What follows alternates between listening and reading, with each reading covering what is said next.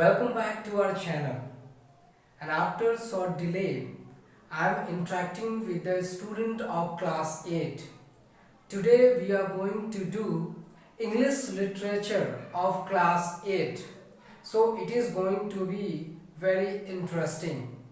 So let's get started. So the title is The Cloud. Class 8 lesson first. So as we do the difficult words at first, today we will do it. आज हम मुखातिब हैं class 8 के बच्चों के साथ जो पढ़ेंगे इंग्लिश लिटरेचर का पहला पार्ट जो है एक पोएम। और पोएम वो क्या है? The cloud. Okay, so look at the board. I have written the difficult words here. Words, English meaning and Hindi meaning. The first word is bear, to bring Lana. Next, the second word is rocked, caused to move backwards and forwards in a regular manner. निरंतर आगे पीछे जाने का कारण. Okay? Wield. Here it means hold and use as a weapon.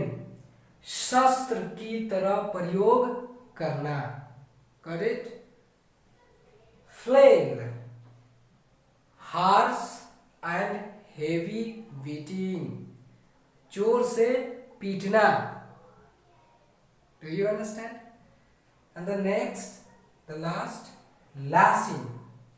Hitting with a lot of force.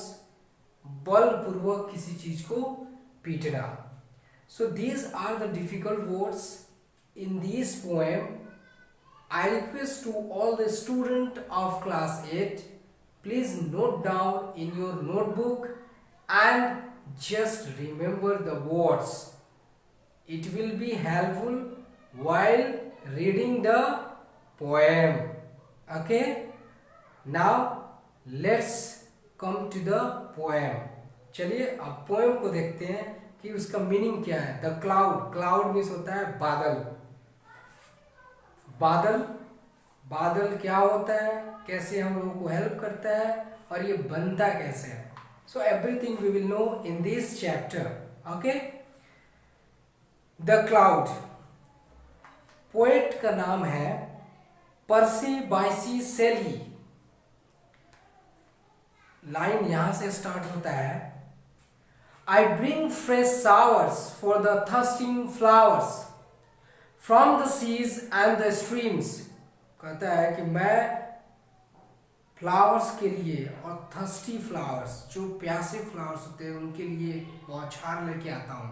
कौन कहता है? ये बादल खुद कह रहा है. From the seas and the streams. और सीज से वो भाप बन के उड़ता है, उसी से तो बादल बनता है. I bear light shade for the leaves when laid. और मैं छोटे छोटे पौधे जो होते हैं उनके लिए शेड भी लेके आता हूँ. इस गर्मी के मौसम में बादल का थोड़ा सा शेड मिल जाता है, छाया मिल जाता है तो कितना सुहावना लगता है. यही चीज कह रहा है. I bear light shade for the leaves when laid it in their noonday dreams. noonday dreams मतलब दिन के दोपहर में जो ये छाया लेके आता है वो बहुत ही हेल्पफुल होता है. From my wings are shaken the dews that waken. जैसे ही उसका विंग्स सिकुड़ता है तो उसी तरीके से उसके जो उसमें जो जल होता है उसमें पानी होता है वो नीचे ड्यू यानी ओस की तरह नीचे गिरता है बूंद बूंद करके. The sweet birds everyone. और जो स्वीट बर्ड्स जो कली होता है उस पे जाके पड़ता है. When rocked to rest on their mother's breast और रॉक जो बड़े बड़े पत्थर होते हैं मदर स्पेस में सो रहे होते हैं as she dances about the sun. और वो ये क्या बोल रहा है कि जैसी सन की लाइट उस पर पड़ती है तो पिघलना स्टार्ट कर देता है। I will the flail of the lashing hail। अब flail and lashing का मीनिंग यहाँ पे मैंने बताया था, flail and lashing जोर जोर से उसको पीटना, ठीक है। और वो क्या होता है and whiten the green plains under।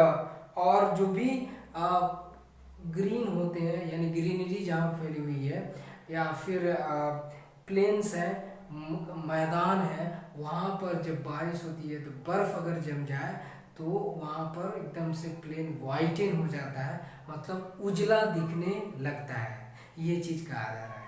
Okay, and then again I dissolve it in rain. और फिर उस बर्फ से वह अपने आप को क्या करता है, रेन बना लेता है और रेन में की तरफ वहाँ से वह बरसता है, यानी बारिश की तरह बरसता है।